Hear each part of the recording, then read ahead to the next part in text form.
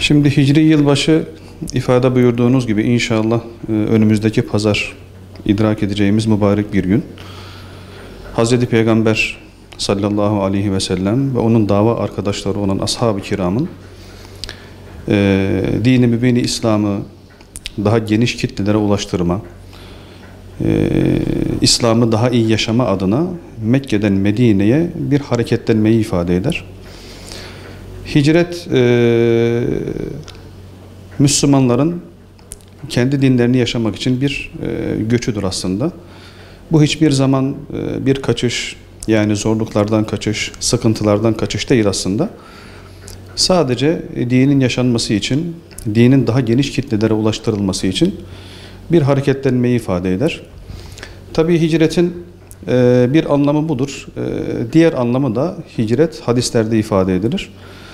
Hicret bir de kişinin Allah'ın razı olmadığı, Kur'an-ı Kerim'e, sünnet-i seniyeye muvafık olmayan, yani dinimizin haram kıldığı şeyleri terk etmesi. Bu da bir anlamda hicrettir. Hatta bu hicret daha büyük bir hicrettir. Yani daha kıymetli bir hicrettir. Peki Müslümanlar olarak bugün hicreti nasıl anlamalıyız? Hicretten nasıl dersler çıkarmalıyız? Öncelikle şunu ifade edelim. Hz. Peygamber aleyhissalatü vesselamın hicreti bir kaçış değildi. Bu sadece İslam'ı geniş kitlelere yaymaydı. Burada bir cesaretsizlik, bir korkaklık söz konusu değil. Burada sadece bir tebliğin bir yöntemi var. Günümüzde de aynı şekilde eğer yani bir yerde İslami tebliği, İslami anlatıyı daha rahat bir şekilde yapamayacağımıza inanıyorsak, bunu farklı yerlerde de yapabiliriz. Farklı beldelerde de yapabiliriz. İkincisi, günümüzde maalesef hani eskiden böyle değildi ama haramlara çağıran, Allah'ın razı olmadığı şeylere çağıran şeyler fazlalaştı. İnsanlar, Müslümanlar, inananlar günahları terk ederek, yani Allah'ın razı olmadığı eylemleri, fiilleri, sözleri terk ederek kendi dünyalarında da hicreti yaşayabilirler. Temennimiz önümüzdeki pazar idrak edeceğimiz Muharrem ayının 1. günü idrak edeceğimiz Hicri yılbaşının İslam alemine hayırlar getirmesi. Malumunuz İslam coğrafyasında özellikle Gazze'de Müslümanlar büyük sıkıntılar çekiyorlar. Oradaki kardeşlerimize bir ferahlık, bir refah, barış ve huzur getirmesi. Temennimiz bu yönde. Temennimiz Müslümanların dirilişine, Müslümanların uyanışına, birliğine, beraberliğine vesile olması. Cenab-ı Allah Hicri yılbaşımızı, İslam aleminin bu Hicri yılbaşını mübarek eylesin ve İslam alemine hayırlar getirsin inşallah.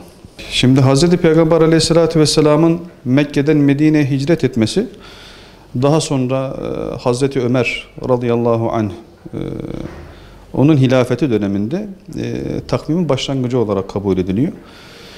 Şimdi biz Müslümanız elhamdülillah. Müslüman olduğumuz için bizim hareketimizde, duruşumuzda tüm eylemlerimiz aynı şekilde takvimimiz de İslami olmalı. Bundan hareketle Hazreti Ömer Efendimiz radıyallahu anh hicreti Müslümanların bir anlamda takvimin başlangıcı olarak kabul ediyor. Çünkü yani hicretten sonra malumunuz Medine'de İslam devleti kuruldu. Hazreti Peygamber aleyhissalatü vesselam devlet başkanıydı. Mekke'de dağınık halde olan, yani bir devlet çatısı altında birleşmemiş olan Müslümanlar Medine'de Hazreti Peygamber aleyhissalatü vesselamın başkanlığında bir devlet çatısı altında birleştiler, örgütlendiler. Müslümanlar kuvvetlendiler. Mekke'deyken daha zayıf haldeyken Medine'de daha da güçlendiler. Yani İslam hicretten sonra doğdu bir anlamda. Devletleşti, güçlendi. Durum böyle olunca Hazreti Ömer Efendimiz radıyallahu anh de hicreti Hazreti Peygamber aleyhisselamın inananlarla birlikte bu hareketini yılbaşı olarak kabul ediyor. Yani bir anlamda Müslümanların doğuşu olarak kabul ediyor. Biz de böyle inanıyoruz. Hicret Müslümanların doğuşudur, İslam devletinin kuruluşudur. Bundan hareketle hicret olayı. İnşallah dua edelim. Mübarek bir zaman dilimine giriyoruz. Hani malumunuz zamanlar içerisinde yaşanan olaylarla değerli veya değersiz olur.